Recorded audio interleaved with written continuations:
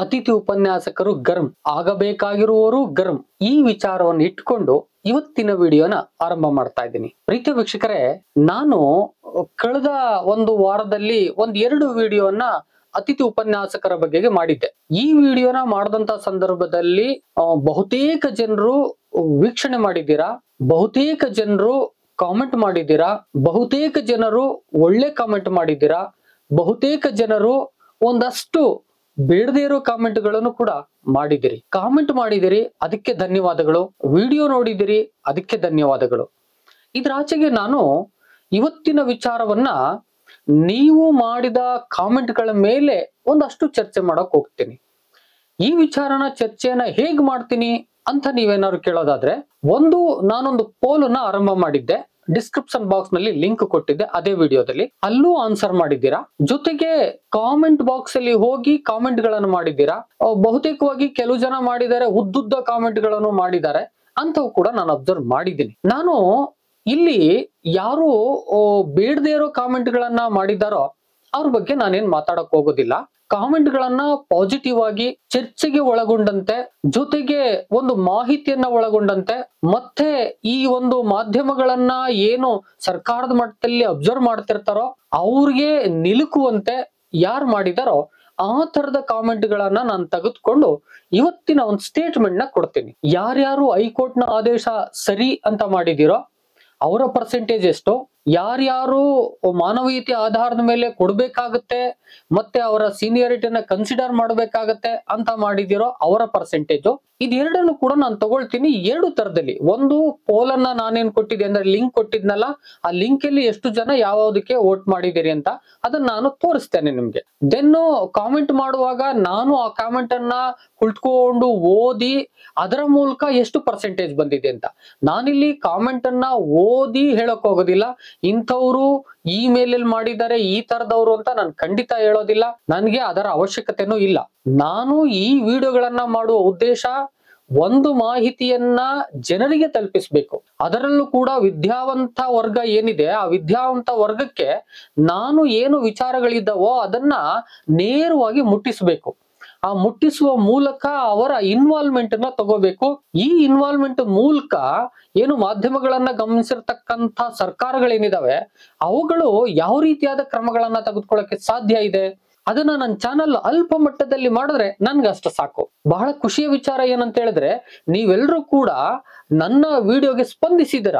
ಅದಕ್ಕೆ ನಿಮ್ಗೆ ಅನಂತ ಧನ್ಯವಾದಗಳನ್ನ ಸಲ್ಲಿಸ್ತೇನೆ. ಬೇಕಾಗಿರ್ತಕ್ಕಂಥದ್ದು ನಮ್ಗಿದು. ಅದರಲ್ಲಿ ನಾನು ನಿಮ್ಮಲ್ಲಿ ಕೇಳ್ಕೊಳ್ಳೋದು ಏನಂತ ಹೇಳಿದ್ರೆ, ಪಾಸಿಟಿವ್ ಆಗಿ ನಾವು ಸ್ಪಂದಿಸೋದಿದೆಯಲ್ಲ, ಇದು ಬಹಳ ಉತ್ತಮ.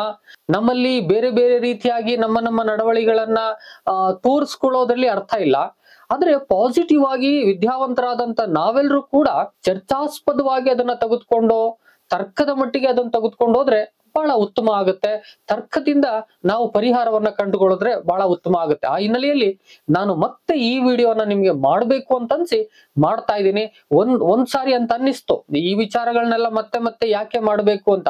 ಆದ್ರೂ ಕೂಡ ನಿಮ್ಮ ಅಭಿಪ್ರಾಯಗಳಿಗೆ ತಕ್ಕ ಹಾಗೆ ನಾನು ಮತ್ತೆ ಏನು ಹೇಳ್ಬೋದು, ಮತ್ತೆ ನಿಮ್ಮ ಅಭಿಪ್ರಾಯಗಳನ್ನ ನನ್ನ ಈ ಒಂದು ಚಾನೆಲ್ ಮೂಲಕ ಹೇಗೆ ಹೊರಗಡೆಗೆ ಬಹಿರಂಗ ಪಡಿಸ್ಲಿಕ್ಕೆ ಸಾಧ್ಯ ಆಗುತ್ತೆ ಅನ್ನೋ ಹಿನ್ನೆಲೆಯಲ್ಲಿ ಇದನ್ನ ಮಾಡಿದ್ದೀನಿ. ಮತ್ತೆ ನಿಮ್ಮ ಅಭಿಪ್ರಾಯಗಳನ್ನ ಕಾಮೆಂಟ್ ಮಾಡಿ ತಿಳಿಸಿ. ನಾನು ಬೇರೆ ಅನ್ಯಥಾ ಏನು ಭಾವಿಸೋದಿಲ್ಲ.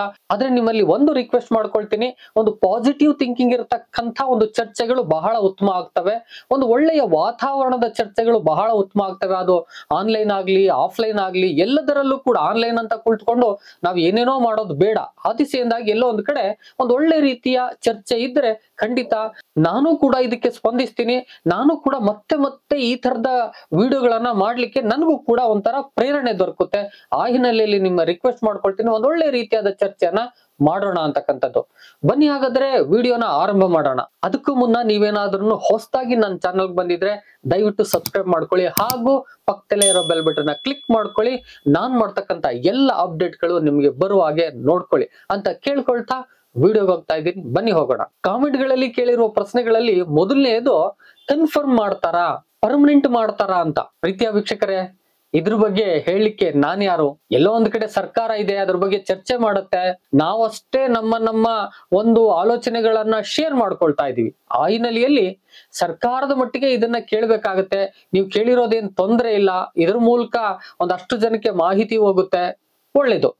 ಸರಿ, ನೆಕ್ಸ್ಟ್ ಪ್ರಶ್ನೆಯನ್ನ ನಾವು ನೋಡೋದಾದ್ರೆ, ಏನು ಹೊಸಬರಿದಾರೋ ಕೆಸೆಟ್ಟು ನೆಟ್ಟು ಮಾಡ್ಕೊಂಡು PhD ಗಳನ್ನ ಮಾಡ್ಕೊಂಡು ಇನ್ನೂ ಕೂಡ ಉದ್ಯೋಗಗಳನ್ನ ಬಯಸ್ಕೊಂಡು ಯಾರಿದಾರೋ ಅಂಥವ್ರು ಮಾಡಿರ್ತಕ್ಕಂಥ ಕಾಮೆಂಟ್ ಅನ್ನ ನೋಡಿದ್ರೆ ಬಹುತೇಕರು ಮಾಡಿದ್ದಾರೆ. ಕೆಲವು ಜನ ಹುಮ್ಮಸ್ಸಲ್ಲಿ ಮಾಡಿದ್ದಾರೆ, ಕೆಲವು ಜನ ಒಂದು ರೀತಿಯಾದ ತಾತ್ಸಾರ ಮನೋಗಳಿಂದ ಮಾಡಿದ್ದಾರೆ, ಎಲ್ಲವೂ ಇದೆ ಅದರಲ್ಲಿ.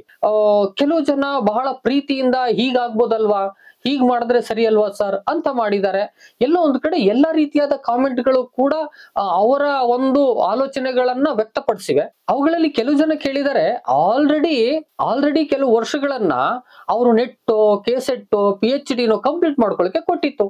ಅವ್ರು ಯಾಕೆ ಕಂಪ್ಲೀಟ್ ಮಾಡ್ಕೊಳ್ಳಿಲ್ಲ?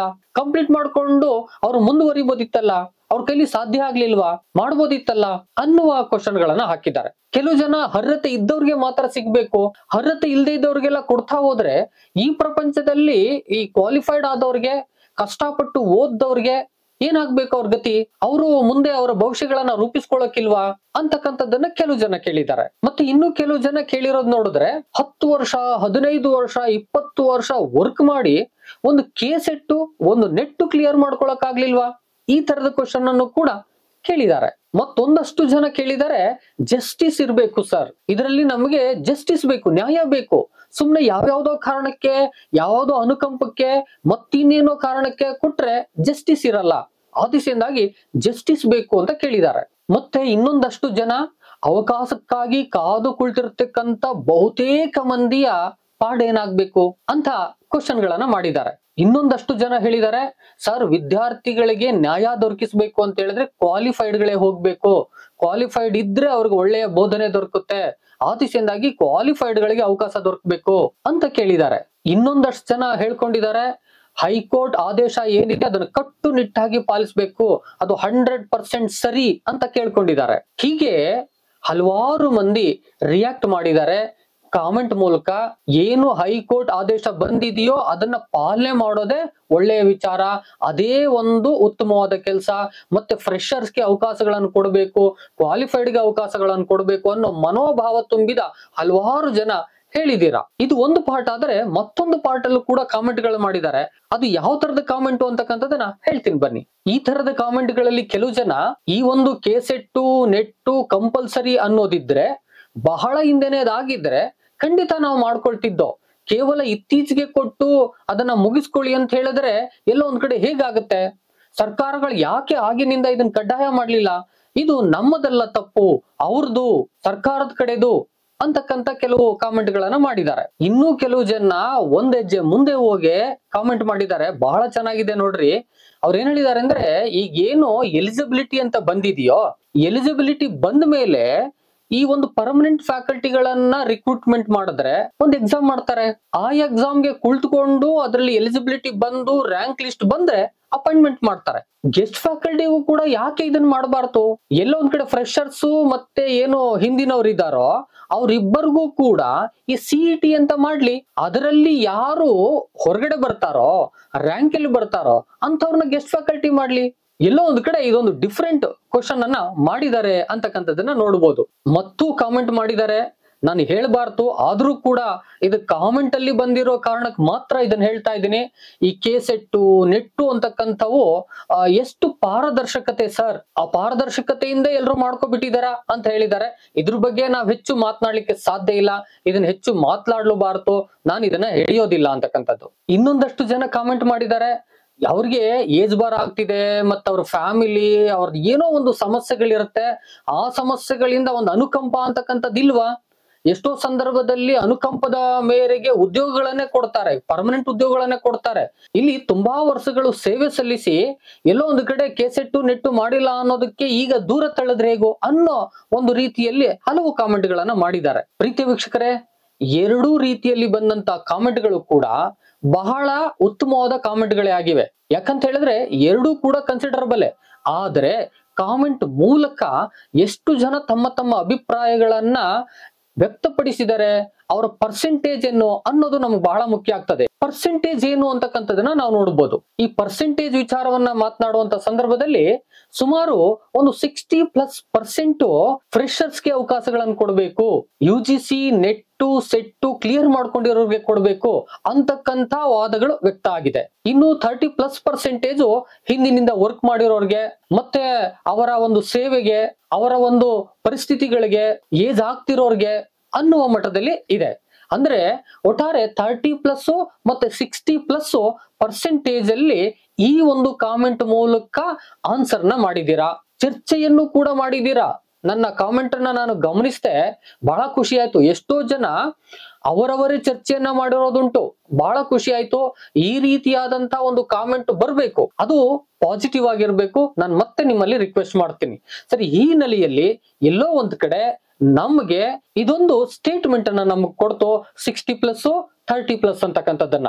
ಹಾಗಾದ್ರೆ ನೆಕ್ಸ್ಟ್ ನಾನೊಂದು ಪೋಲ್ ಅನ್ನ ಆರಂಭ ಮಾಡಿದ್ದೆ. ಆ ಪೋಲ್ ಅಲ್ಲಿ ಬಂದಂತ ಪರ್ಸೆಂಟೇಜ್ ಅನ್ನ ನೋಡೋಣ ಬನ್ನಿ. ಪ್ರೀತಿಯ ವೀಕ್ಷಕರೇ, ಈ ಪರ್ಸೆಂಟೇಜ್ ಅನ್ನ ನಿಮ್ಗೆ ತೋರಿಸುವ ಮುನ್ನ ನಾನು ಈ ವಿಡಿಯೋ ಮೂಲಕ ನಿಮ್ಮಲ್ಲಿ ಕೇಳ್ಕೊಳ್ಳೋದೇನಂತ ಹೇಳಿದ್ರೆ, ಇಲ್ಲಿ ಫ್ರೆಶರ್ಸ್ ಮತ್ತೆ ಎಕ್ಸ್ಪೀರಿಯನ್ಸ್ ಇರ್ತಕ್ಕಂಥವ್ರು ಇವ್ರಿಬ್ರು ಇರ್ಬೋದು, ಅಥವಾ ಒಂದಷ್ಟು ಎಕ್ಸ್ಪೀರಿಯನ್ಸ್ ಇದ್ದು ಒಂದಷ್ಟು ಫ್ರೆಶರ್ಸ್ ಆಗಿರ್ಬೋದು.